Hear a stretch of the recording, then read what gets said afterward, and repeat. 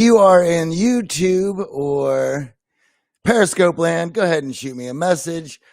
Charlie, how you doing today? We missed you the last few days. You got here a little late yesterday. Tally is in the house.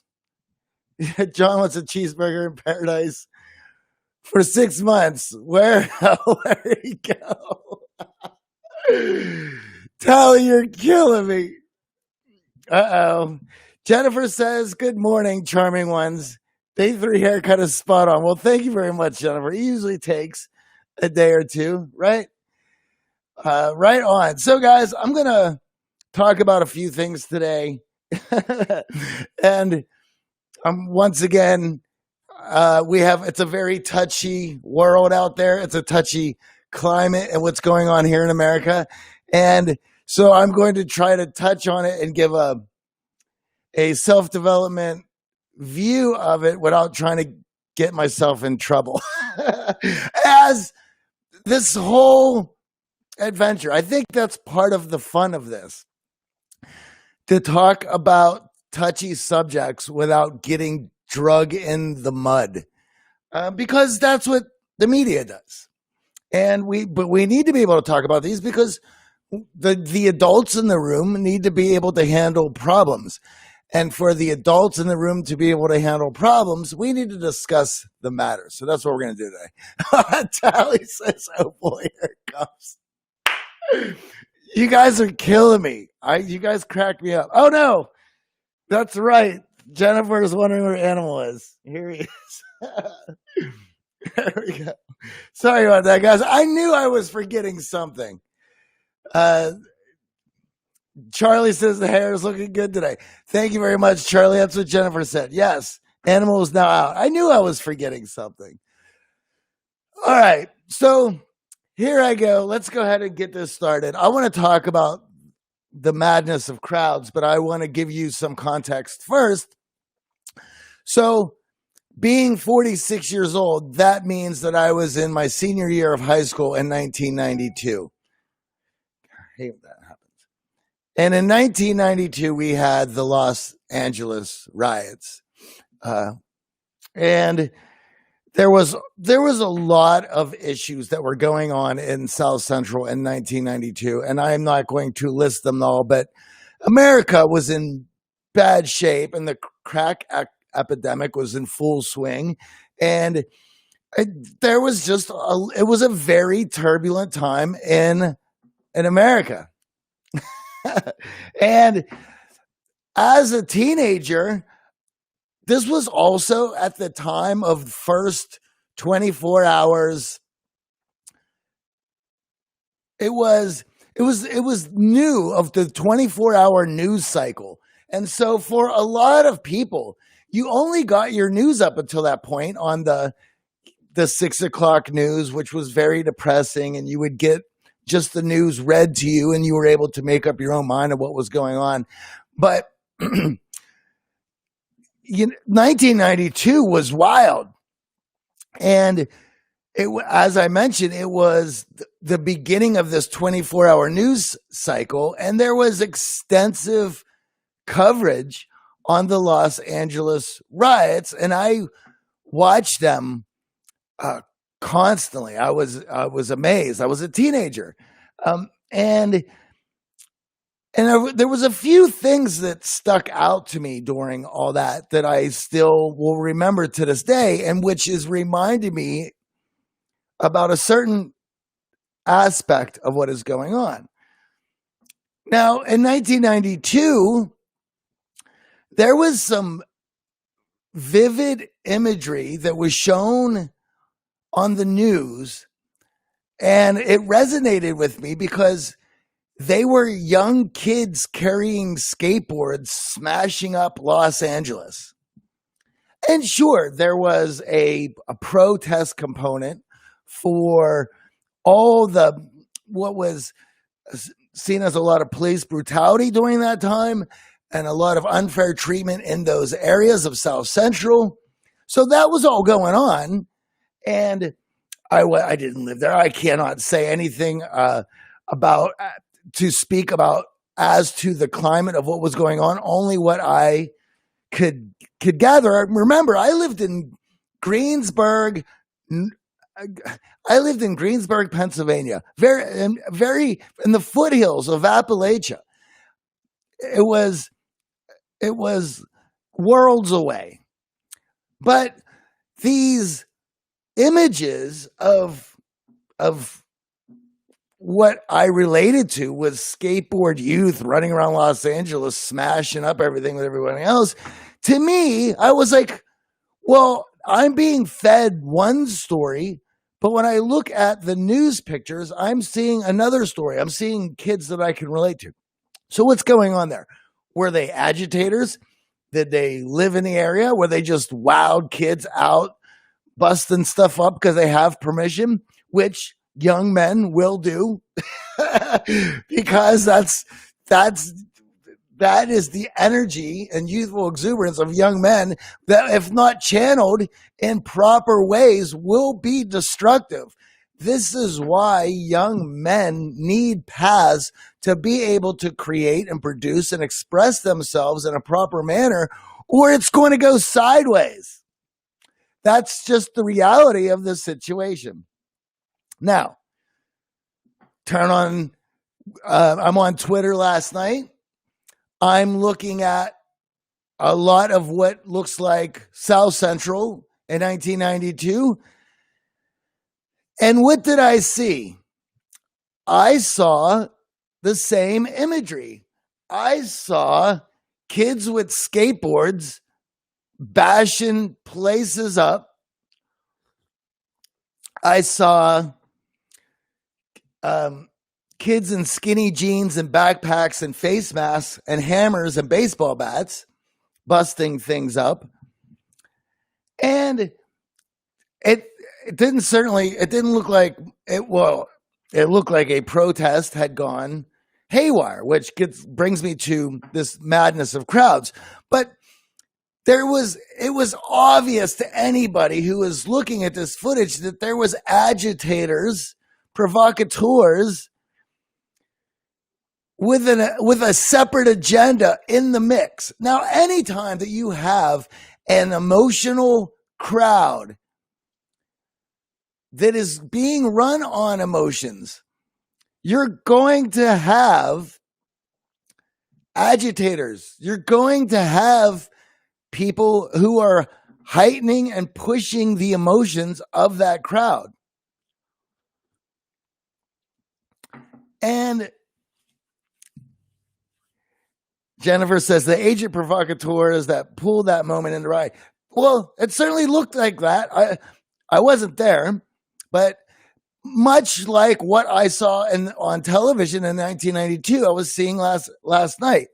And here's the thing about the madness of crowds. It doesn't take very much to set an emotional crowd off to go sideways.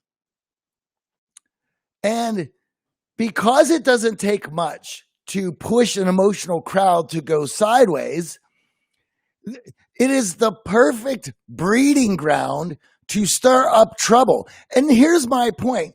Take any massive emotional crowd anywhere, and you're going to find people who are escalating the emotions purposefully, but also there's an escalation in emotion just from the transference of everyone's heightened emotions.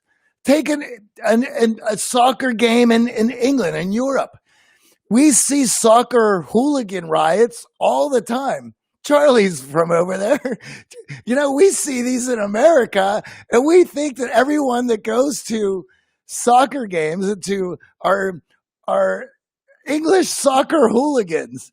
But once again, you put a bunch of heightened emotional people in a contained confinement, give them a lot of booze, and an enemy, which is the opposition, the other team's fans.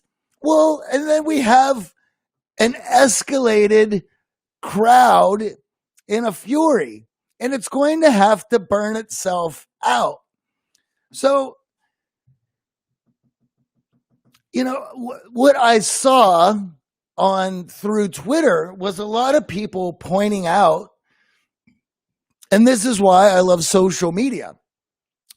We are now being fed a story from the journalists who are on the ground, who are not affiliated with any sort of group, who are just filming what's going on. Now, could these be staged events? Let's say that they could be.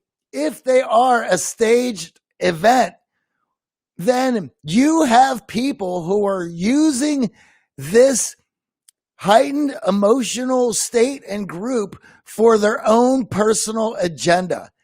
That's exploitation. So, regardless of how you look at the situation, there are people looking to exploit it for their own purposes, for their own gain, for their own agenda.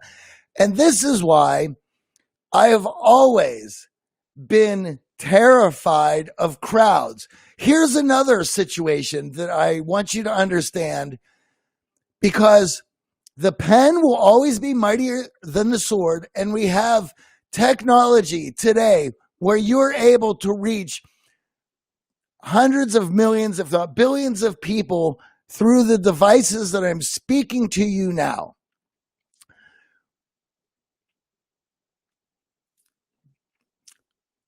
In the late 90s, there was and Charlie, you might not know about this being in Europe. In the late 1990s, there was a venue in Jersey. It was a very famous music venue. And the band that was playing had some stage pyrotechnics. And those pyrotechnics caught the stage on fire. And because of it was a sold out room, the exits were too crowded for everyone to escape. And it was a horrifying experience, especially somebody who plays music, plays clubs, who's worked in venues, who understands the heightened emotional state that everyone is in that room. And when something like a fire on the stage hit, the rationality, the reasoning, the orderly exit that people would need to adhere to for everyone to be safe and to leave was scrapped. Why? Because people are too emotionally wrapped up. And this is what's dangerous about crowds, and why even to this day, if I go to a show, if I'm somewhere where there is a lot of people, I make mental notes of the exits, because it's just always been in the back of my mind ever since I have seen that footage. Jennifer says, always know your exits. Absolutely. If you're in large groups or a confined area, you have to realize that because it is a group, the IQ of that group as a collective whole is only as high as the lowest reactive person in the room. When the most emotionally reactive person in the room yells fire or panics, it sets off a emotional energy transference that is going to be contagious to most of the people in that room. And if most of the people in that room go into panic mode, I'm sorry, you are in panic mode. You will be in panic mode. And this is important. And you have to understand that. And you have to watch out for yourself and your friends in those situations. So this is why I don't like when you put large groups of people together. There is the possibility that others can use the heightened emotions to exploit for their own purposes. And yes, it is mass hysteria, Charlie. And this is something that we have to understand. You provocateurs and agitators and anyone who has an agenda that they want to espouse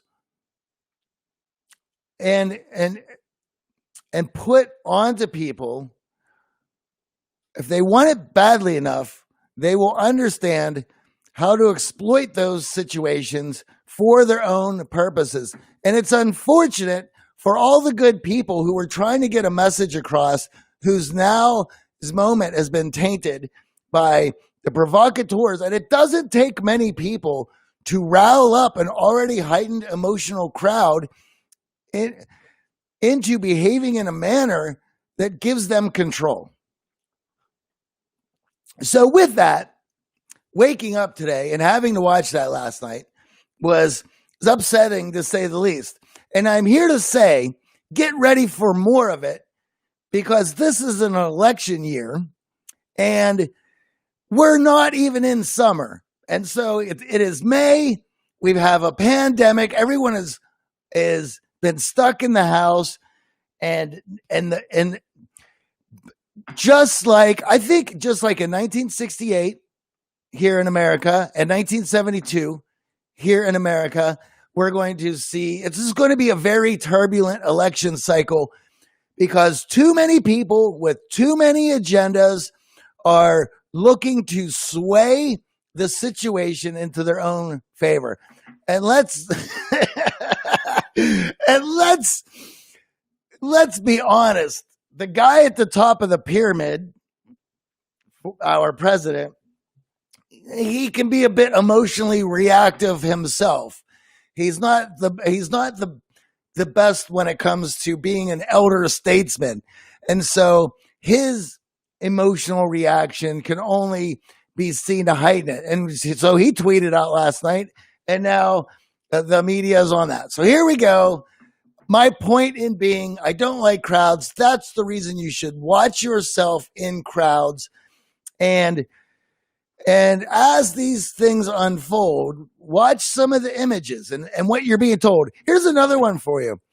They had a news reporter on yesterday who is standing in front of a burning building, and he said that the protests were very what was the term he used?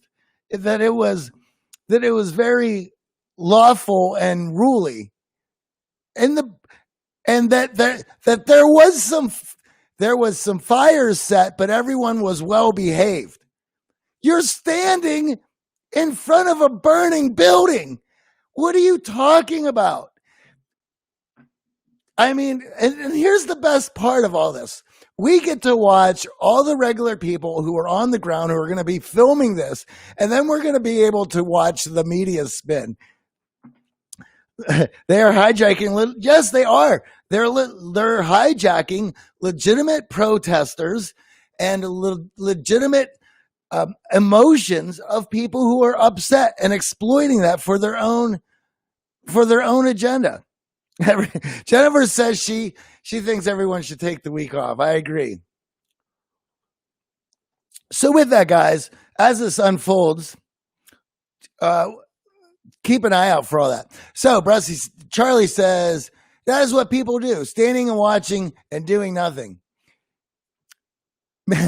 Maybe, Nolene says, maybe a burning building is their idea of normal. In Minneapolis? So Nolene, you are from Ireland.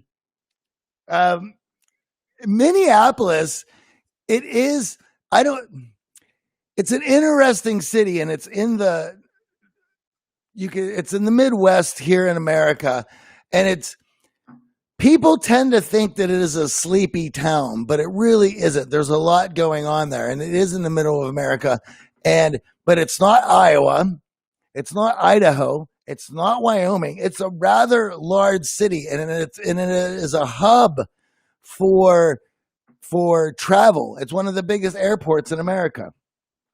So that's something to think about. So my point with all that is pen is mightier than the sword. We have all the tools to be able to communicate. We're going to see a lot of things on the ground, and we're probably going to get more of this over the summer. And I plan on speaking about it because I want to make sure that what is not being said by the media is understood, and that what we understand that there's some unsavory characters who are seemingly trying to subvert and exploit the emotions and a horrible situation for their own gain.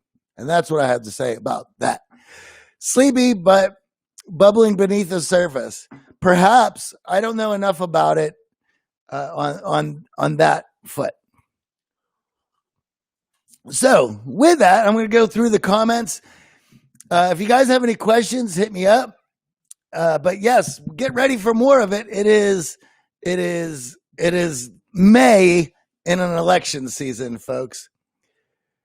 Charlie, what about my coffee mug? It's an Art of Charm coffee mug. We tried to get some merch, but for whatever reason, we have not been able to get our page together. It is the same as going on right now as in 1992. However, I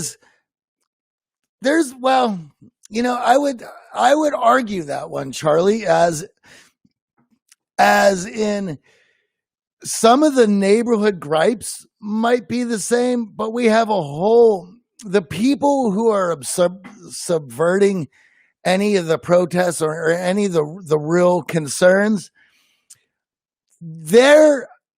I think a lot of their complaints and angst is the same, which is they don't like society. They want it all to burn down, and they're just going off. And we see that in who's doing it. When they were walking past the streets that were board and the buildings that were boarded up, and they had anarchy symbols on them. What group puts anarchy symbols on buildings and marks them? That is Antifa. That is their symbol. That is what they do. Gang members don't do that. Police don't do that. That is Antifa. Bowser says, you got a haircut. Yes, I did, buddy. Outside barbershop. Jennifer, no, they're not protesters. They're agitators. And agitators are looking to exploit the situation. What should be way? What should be the way? Well, I don't know. Democracy is a thin red line.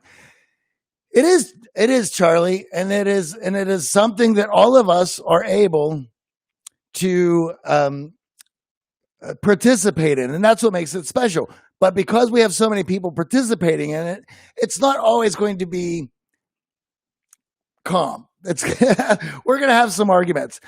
Lindsay Marie says the umbrella guy was definitely weird, and he had spray paint.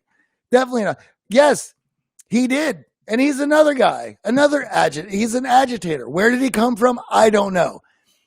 If you guys go on Twitter, there was a guy with an umbrella who was smashing the windows out with the protesters asking him, what are you doing? Now, was that set up? Was he a plant by the police? Was he a plant by some other exploitive agency? I don't know. But he was certainly not there to protest George Floyd. That's for sure. I can tell you the average participant is just a normal person, just use this to their frustrations going out on the weekends. Yes, well, people are going to use that. And remember, in all groups, in any group, you're going to deal with human emotions. And human emotions are fickle and powerful, and they come out of nowhere. And a lot of times, you don't even understand the reasons that you are feeling the way you do. Therefore, it's undetermined that you are at full conscious of what you are doing when your emotions are driving the car, so to speak. And all of us, being human beings, are at the mercy of our emotions.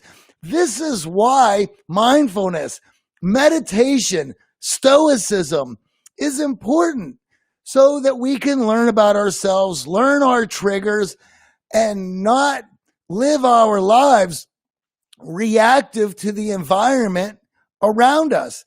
That doesn't give us any way to build our life worth fighting for. We need to be able to override those emotions, think logically, so that we can create that life worth fighting for. And listen, I'm not saying that your emotions are bad. Your emotions are great. Your emotions are what compel you to write, to express yourself, to create some of the most beautiful wonders this world has ever seen, where we connect with each other and speak to each other through that creativity. But those emotions need to be understood. They need to be controlled. They need to be used in a proper way. It was shady. Absolutely, it was shady. It was shady, and he had an umbrella. Let's see what else. And there are indeed groups that have love for absolutely. There are groups that want to see civilization and society be destroyed. Thank you, Charlie, for that. Legal police systems are doing the same thing with police. Maybe burning buildings is their idea of normal. Yeah, I don't know about that. Let's see. All right, guys. So with that, I got to head out. If you want to learn more about your own emotions and psychology and how to override those systems and use that in order to connect with others around you, check out the Art of Charm Communication Accelerator. It is in the link tree and on Twitter. It is in the link tree and Instagram, and it has all the best bits from our programs, live training, and online, and our expert guests over the last 14 years. Johnny, just a different question. Maybe you can give your lawyer followers a cheaper discount on an Art of Charms mug. I don't have any mugs. The mug can be a symbol of your staying strong and being connected with each other. Well, let me look into that. We have amazing shirts, and we had mugs that were done up. We have a full redesign going on that we're rolling out. And so the logo has changed. Guys, thank you for joining in. We have completed another week in pandemic lockdown. We're in May. Stuff's going to get crazy, and we're going to be here. We're going to talk about it, and we're going to talk about the self-development and mindfulness and lens that we can use all of this to have better days, better communications, and better connections. All right, you guys enjoy the weekend, and I will see you all on Monday. And Jen and Lindsay, I'll see you guys on Monday as well. Jennifer, I'll see you on Twitter. See you guys.